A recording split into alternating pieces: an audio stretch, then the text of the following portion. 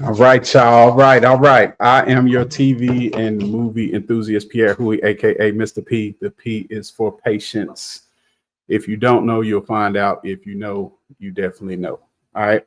What we are doing in this video today, I have been very excited about. We are going to talk about the movie Sinners, but this one is spoiler free. Okay. So we're just going to talk about all the different things in context of the movie versus talking about the actual movie and doing a reaction video. I like doing reaction videos. I don't like doing reviews. Reviews are saying this is good, this is bad. I'm not worried about this is good, this is bad. I'm more worried about this was impressed upon me, whether good or bad. It's a slight difference. It's subtle, but it's a different thing. Okay. All right. So first of all,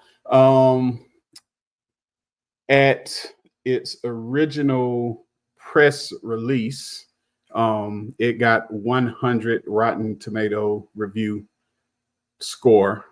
Um, Damn, man, somebody had to jump in and just start fucking it up. It's got a lot of critical acclaim for a good reason. I'll go ahead and tell you now. I went to see it twice.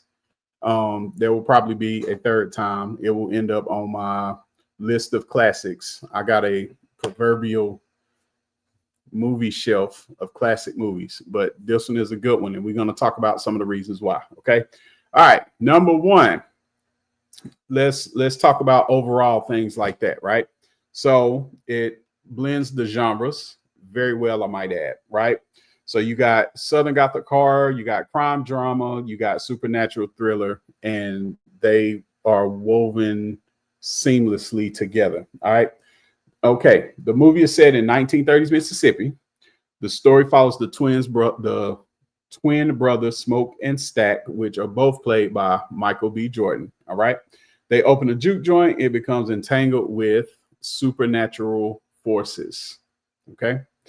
This fusion, it creates a fresh and immersive cinematic experience. All right. So let's talk a little bit more about that. Right. So it's directed by Ryan Coogler, and we'll look him up in a minute. Okay, if you don't know who Ryan Coogler is, you definitely know who Michael B. Jordan is. Look, I was talking to somebody earlier, and they was just like, "Wait a minute, it was somebody older, so they don't know." And they were just like, "Michael Jordan in a movie." It was a very old guy. Let's just say it that. Let's just say it that way. It was a very old guy. He was like, Michael Jordan in the movie was like, dude, you don't know who Michael B. Jordan is? That's a different Michael Jordan. Now to find the verses. Yeah, you can. You can. All right. But yeah, so you got, just imagine the cinematography of 1930s Mississippi. It put me in the mind of Midnight in the Garden of Good and Evil, just as far as like that setting, the types of things that can happen in that setting.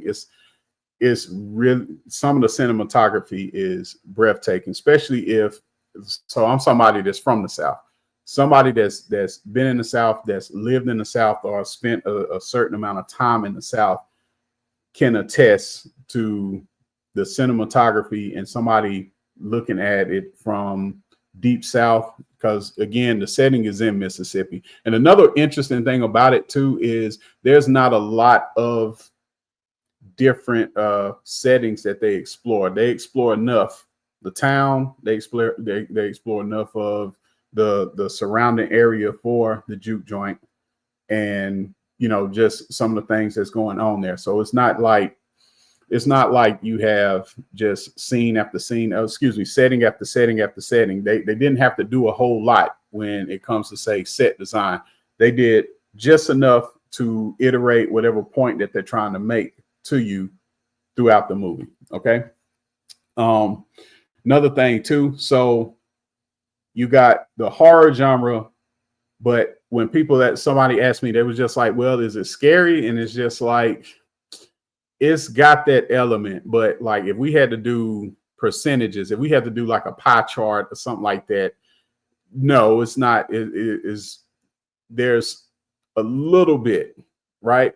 But again, it's in there to push the movie forward. It's there to make certain scenarios happen that need to happen within the plot. And of course, from a metaphorical standpoint, from there too. Okay.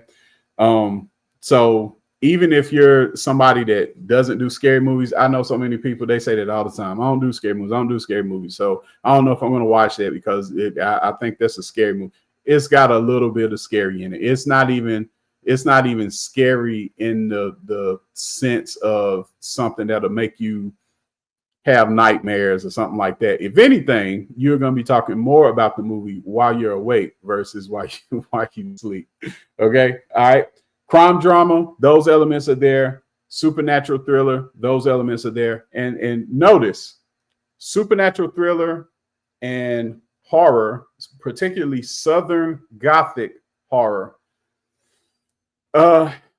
there's a difference between the two. A supernatural thriller, and that's more of what I'm saying. It's a lot more supernatural thriller than it is Southern Gothic horror, but the element is there. Again, I like when people start doing genre building type things. I like when people do that. I really like if I like it as a whole, period. But I also like it when you can pull it off. So a lot of times when you are doing something genre bending, that's the thing that I'm always concerned with. Like, all right, well, can you pull it off? And is it going to feel like, all right, now I'm watching this element versus this element, and it don't feel like that. And another thing I wish they would, another thing I want to express, it's got some fair amount of comedy in it too.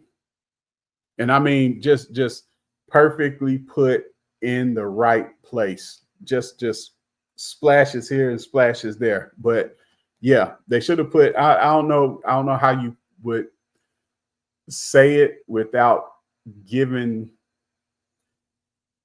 some of the scenes are so surreal that they're funny. Some of the situations are so dangerous that it's funny. The interpretations of it is very funny. Okay. All right. So let's talk some more about some of the things, some of the great things about the movie. Okay. Got a rich thematic depth. Okay.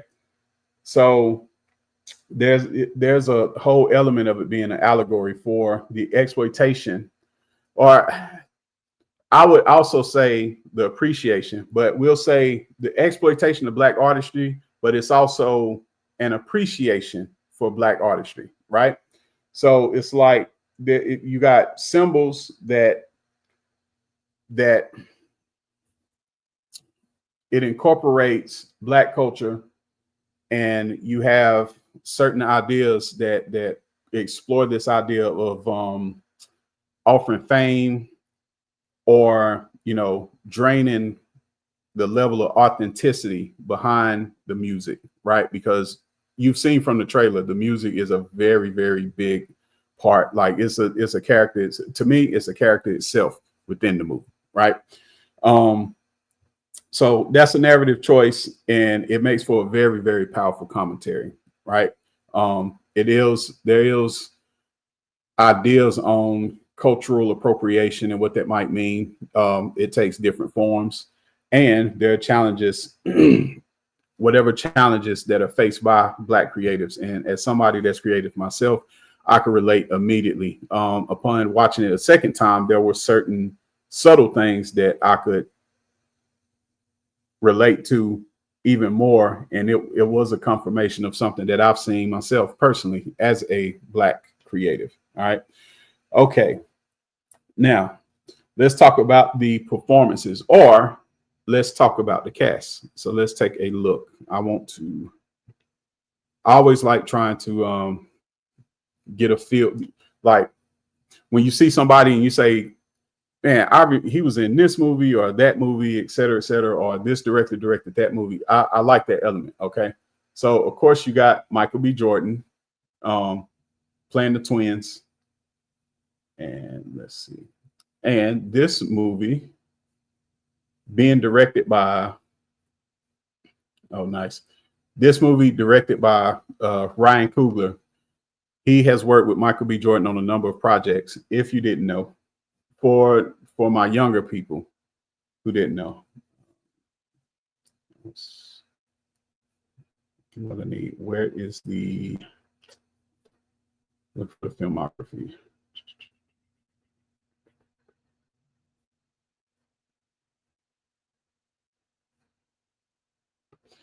But yeah, Michael B. Jordan, for me, I remember him as Wallace from The Wire. For all my Wire fans out there. No, that ain't what I'm looking for. This is so much easier on the app.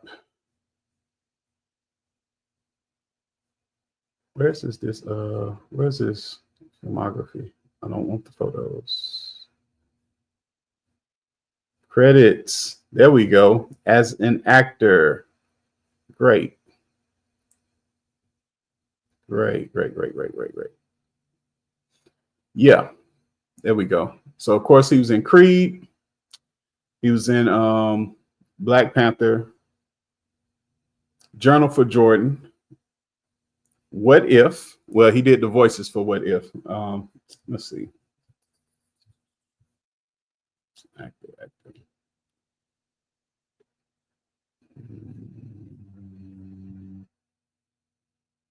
Oh, I got upcoming projects in some. Okay, yeah, but that ain't what I'm looking for.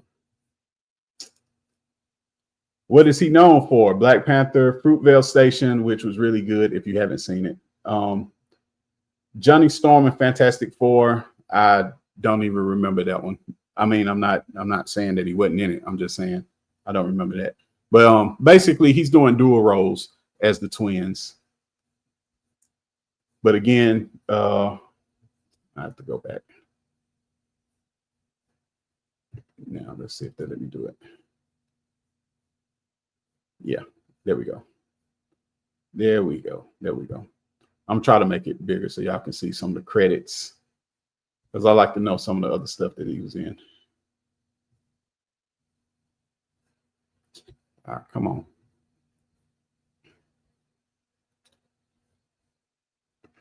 Y'all, I'm going through it with my network today. Sorry about that, y'all. I'm going through it with my network. Bear with me. And once I get this down, it'll be much faster.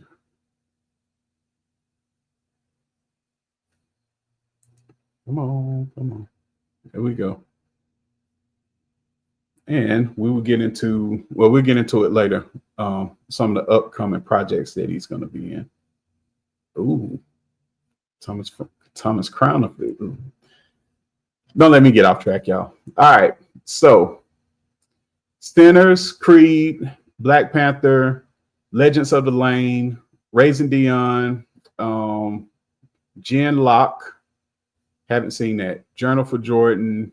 I kind of remember it. That was 2021. What If? He did the voice of Killmonger, and he was causing problems in that shit too. Big Rumble. Oh, okay, that's Creed again. Space Jam: New Legacy. Love, Death, and Robots. He was Terrence.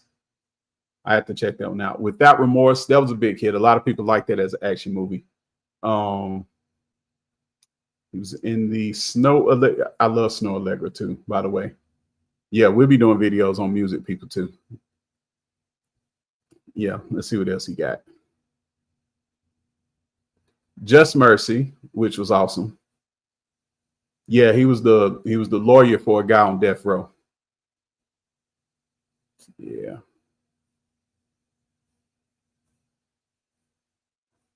I didn't know he was the voice of Pretty Boy Flizzy, but that's been a while. I had to go back and watch the Boondocks. Fruitvale Station, like I said, didn't remember him from House. Red Tails, I remember him in that. Damn, he was in a bunch of the shows. I didn't know that though. All right. The Wire. He was my boy Wallace. He was screaming at Stringer. Knew he was gonna get himself killed. And by the way, something funny. Yeah, as his character Wallace. So he was in Baltimore. He go back to the from Baltimore. He gets out the game. He goes somewhere. I don't know where the fuck he went to, but it was very, very country, like just dirt roads and shit like that. Came back to Baltimore. They was like, "Why did you come back? Now we got to kill you." But funny enough, it was like some type of town that might remind you of Mississippi. Ain't that ironic? All right, so basically, Michael B. Jordan, dual roles, smokestack twins. I don't know if they are a real entity or something like that, but basically, you're able to tell that these guys represent a certain element, if you know what I'm saying. Okay, so you got Michael B. Jordan, dual roles. Then you have, where do we start? Well, you got, oh, where is she? Where my girl at? Basically, both of these young men have love interests. Um, they both of these characters, both of the love interest characters, do a very, very fantastic job. One of them is like somebody that practice voodoo or hoodoo, what however you want to pronounce it, well, whichever version that is in the movie. All the people that's more into that, y'all know what I'm talking about. But it's something within that vicinity. Okay. And then the other love interest, you have this lady.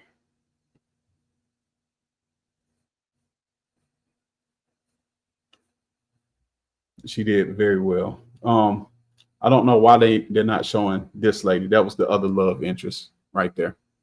I don't know why they're not showing her. But yeah, both the smokestack twins got love interests. You will see definitely that. You will have our boy. Where's up?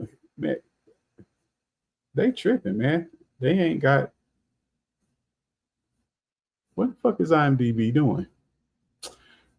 Basically, you got the guy that plays the musician. He is really, really good at what he does, which is a very, very strong focal point for the movie in the first place. Okay. I don't know why they don't have it says top cast here, but you don't have some of the key players that you need to have on here. So let's see. Yeah, there we go. Miles. That's the guy I need right there. Okay. You got, I want to say it's Catton. You got Miles Catton.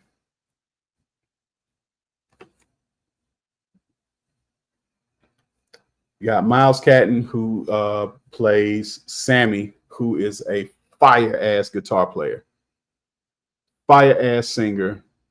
And basically, with the twins in a juke joint, he's going to be performing up in there, obviously. Right. Again, this is shit that you see in the trailer. This is nothing to give away. But yeah, he's a very strong focal point because of the music. And again, I feel like the music is its own character. You'll understand when you see it. I love how they brought that in there. And then I wondered, could you even add musical into the genre bending a little bit?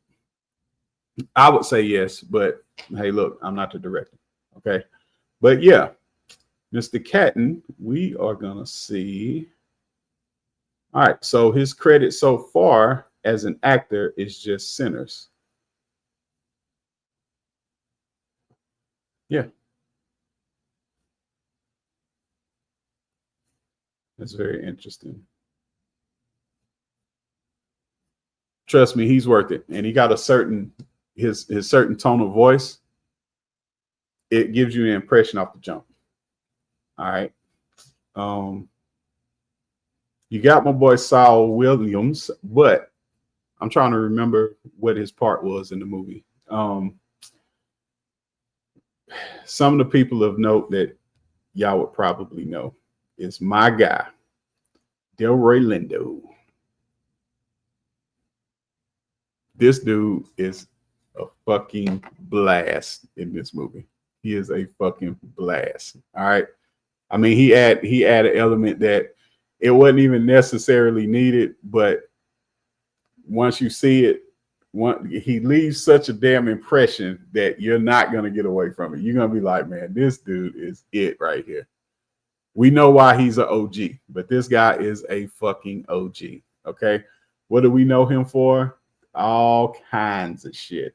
Where do you want to start? Okay. Let's see. Just to give y'all a few. The Harder They Fall, it's Bass Reeves. The Good Fight, Adrian. Five Bloods, if you've seen that. Let's see. This Is Us, of course. Point Break. He was the instructor. Let's see. I'm trying to get y'all movies. You got a bunch of TV series too. Big Bang, Sid God's Son. He was the voice in it. That was really good, but that's hard to find now. Domino, Lackawanna Blues, The Core. Let's see. Last Castle, Heist. Heist was my shit. I love heist movies, by the way, too. Gone in 60 Seconds. He was the detective, and they had the they had the powder over there. They had the powder. They was trying to get rid of all this different evidence because he was such a good detective. And he said, "Oh man, not Nicolas Cage, but one of the guys that was part of the crew." And they said, "Man, get in the car, rev that shit up." And he was revving. He was like, "Yeah, yeah," and he was getting rid of all the fucking evidence and shit. I thought it was hilarious. If you don't, like I said, it just depends on your age, you know, what you remember, what you don't. Some of the movies that y'all probably seen, what you don't. Like I said, somebody under the age of 30, they don't know about Rolling in Gone in 60 Seconds. But of course, Romeo Must Die, Cider House Rules, which was awesome. Let's see. Devil's Advocate. People don't remember he was in Devil's Advocate, but they say he was uncredited on there, which is sore mistake. Broken Arrow, he was the Colonel. Get Shorty, he was Bo. He was Rodney in Clockers. Man, y'all better stop. Quit playing with my boy. He was in Crooklyn, Malcolm X. I'm just giving y'all. I'm just giving y'all the overall thing. Okay. Damn, man. He go back. What year was that? Damn, he go back to damn 1974. Man, quit playing with my boy Delroy Lindo. He did his Thug Thizzle in this shit. That guy right there. Y'all gonna look, if you don't know about him, y'all gonna know about him. Okay? That's all I'm saying. All right, so let me get off of there.